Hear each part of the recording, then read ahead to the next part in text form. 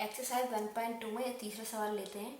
अभाज्य गुणनखंड विधि के द्वारा निम्नलिखित पूर्णांकों के एचसीएफ और एलसीएम ज्ञात कीजिए। इससे पहले के पिछले सवाल में क्या था, युग्म थे दो, 12 और 15। मान लें ये युग्म थे, इस तरीके के दो संख्याएं थी, उन्हीं के हमें एचसीएफ और एलसीएम निकालने थे। लेकिन इस सवाल में हमें तीन संख्याएं दे रखी हैं, इन तीनों का हमें एचसीएफ निकालना है और एलसीएम निकालना है। किस विधि से? अभाज्य गुणनखंड विधि से। तो हम संख्या लेते हैं पहले 12। इसका हल शुरू है यहाँ से। तो 12 का क्या होगा, 2 दूनी 4 दिया 12। 15 का फैक्टर करेंगे 3 गुणा 5, 3 पंजे 15। 21 का करेंगे फैक्टर 3 सत्ते 21।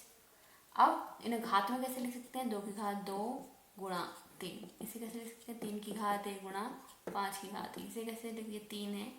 इसे कैसे लिख सकते हैं, 3 की घात 1 गुणा 7 की घात 1। अब एचसीएफ निकालना है हमें इन तीनों संख्याओं का, यानी कि 12 का, 15 का व 21 का।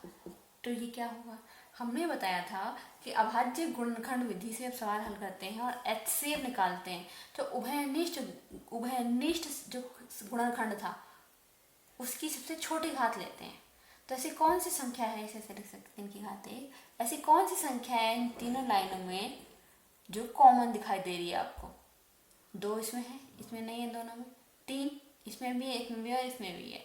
अब 3 जो कॉमन संख्या दिखाई दे रही है, इसकी सबसे छोटी घात कौन सी है? 1 ही है और वो तीनों में ही है, 3 की घात 1। अब 5 देखते हैं, 5 तीनों में है? नहीं, सिर्फ इसी में, तो इसे नहीं लेंगे क्योंकि उभयनिष्ठ नहीं है, कॉमन नहीं है तीनों में। 7 की घात 1, इन दोनों में 7 की घात 1 नहीं है, तो 7 की घात 1 को भी नहीं लिया जाएगा। तो एचसीएफ कितना हो जाएगा, ये हो जाएगा 3।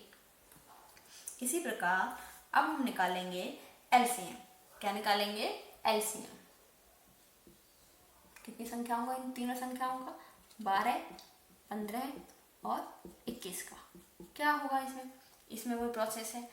ये 3 संख्याएं हमारे पास में, ये तीन लाइनें हमारे पास में, तो हमें लेने हैं एलसीएम की वैल्यू को। तो सभी संख्याओं के, सभी संबद्ध संख्याओं के गुणनखंड की सबसे बड़ी घात। अब देखो 2 इसमें है, इसमें किसी में नहीं है, लेकिन 1 में भी होगा तब भी उसे लेते हैं, उसकी सबसे बड़ी घात लेते हैं। तो 2 की घात 2, 2 की घात 2। अब उसका 3 लिखा, 3 कितनी बार है? 3 बार है, लेकिन हर एक लाइन में इसकी जो इनकी सबसे बड़ी घात है वो 1 ही है, 3 की घात 1। अब 5 की घात 5 की सबसे बड़ी घात कितनी है? 1। 1 से बड़ी नहीं है, 1 ही है। 7 की कितनी बड़ी घात? 3 है, 7 की घात 1। तो ये हो जाएगा 2 दूनी 4 गुणा 3 गुणा 5 गुणा 7। गुणा करेंगे 4 की 12 पंजे 60, 60 गुणा 7 कितने? 420। तो एलसीएम कितना हो जाएगा इसका? एलसीएम हो जाएगा 12, 15 और 21 का एलसीएम होगा, एलसीएम कितना हो जाएगा? ये हो जाएगा 420। अब हम अभ्यास 1.2 का छठा सवाल हल करेंगे। छठा सवाल है, व्याख्या कीजिए कि 7 गुणा 11 गुणा 13 प्लस 13 और 7 गुणा 6 गुणा 5 गुणा 4 गुणा 3 गुणा 2 गुणा 1 प्लस में 5 भाज्य संख्याएं क्यों हैं? तो इसका हल लेते हैं। हल कैसे करेंगे? संख्या लिखेंगे सबसे पहले 7 गुणा 11 गुणा 13 प्लस में 13। इसे सॉल्व करेंगे। 7 की 11 में गुणा करेंगे, जो आएगा उसकी फिर 13 में गुणा करेंगे, फिर जो आएगा उसमें 13 ऐड कर देंगे, जोड़ देंगे। तो क्या होगा, इनको मल्टीप्लाई करेंगे तो ये आएगा 1001, इनकी मल्टीप्लाई करके प्लस में 13 कितना आ गया? ये आ गया 1001 में 13 और जोड़ देंगे तो 1014 आ जाएगा। ठीक है। अब सवाल ये कह रहे हैं कि ये बताना है कि इनको सॉल्व जो करेंगे, अगर हम सॉल्व करेंगे जो भी संख्या आएगी वो भाज्य संख्या क्यों है। भाज्य संख्या का मतलब है कि उसके फैक्टर किए जा सकते हैं और जो फैक्टर होंगे, जो गुणनखंड होंगे वो अभाज्य होने चाहिए। तो ये हमने पहले भी बताया था कि 10 14 यानी 1014 के फैक्टर करेंगे, 2 से शुरू करेंगे, 2 पंजे 10, 1 है यानी कि 0, 2 सत्ते 14। फिर 3 से करेंगे सॉल्व में से, 3 लिखा है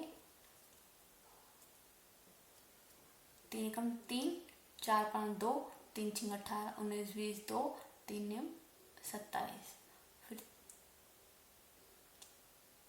13 से जाएगा, 13, फिर 13 से फिर 1। अब ये देखिए ये संख्याएं, क्या ये अभाज्य संख्याएं हैं? हाँ, ये अभाज्य संख्या है। 2 भी अभाज्य संख्या है क्योंकि 2 के फैक्टर नहीं किए जा सकते। 3 भी अभाज्य संख्या है और 13 भी अभाज्य संख्या है, तो इनके फैक्टर नहीं किए जा सकते हैं। तो क्या हम इसे ऐसे लिख सकते हैं? 1014 के फैक्टरों को ऐसे लिख सकते हैं, फैक्टर्स को 2 गुणा 3 गुणा 13 गुणा 13। तो किसी भी संख्या को अगर अभाज्य संख्याओं के गुणनफल के रूप में लिखा जाए तो वो संख्या भाज्य संख्या होती है। तो इसकी हम क्या लिखेंगे, यहाँ पे लिखेंगे, इम्प्लाइज करके लिख देंगे, ये क्या है? अभाज्य संख्याओं का गुणनफल। अभाज्य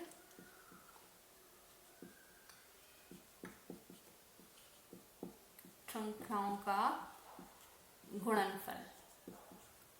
हमने पहले आपको बताया था, जब लेसन शुरू किया था, स्टार्ट की थी, इससे पहले आपको बताया था कि किसी भी भाज्य संख्या को अभाज्य संख्याओं के गुणनफल के रूप में व्यक्त किया जा सकता है। हमने ये सवाल लिया था, ये सवाल था, सॉल्व किया, मल्टीप्लाई करके और ऐड करके गया, इसके फैक्टर किए, फिर ये देखा कि क्या ये फैक्टर अभाज्य गुणनखंड के रूप में लिख सकते हैं इन्हें। तो हाँ, ये सब अभाज्य गुणनखंड है और इनकी गुणनफल के रूप में हमने लिख दिया। तो इसके बारे में जानकारी आ गई कि अभाज्य संख्याओं के गुणनफल के रूप में हमने इसे लिख दिया। और ये किसके बराबर होगा? बराबर 1014।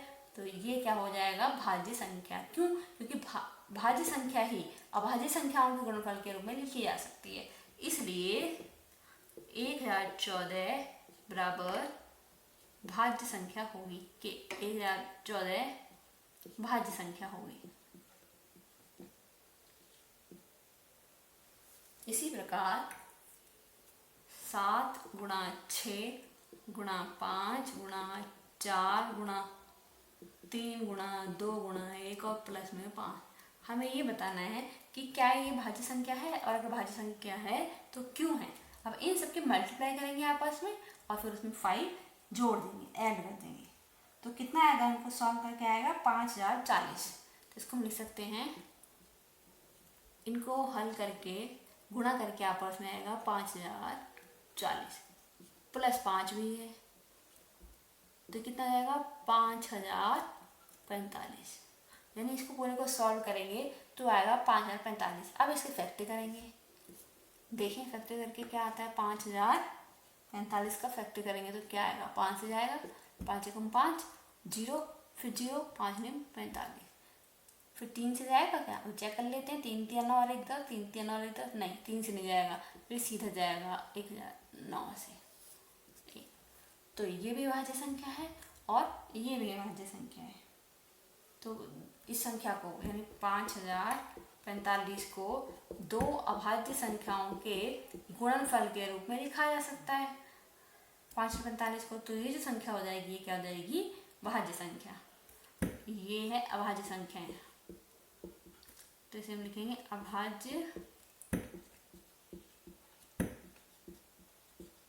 अभाज्य संख्याओं का गुणनफल। तो ये कब होता है? जब ये भाज्य संख्या हो। अतः इसलिए 5045 एक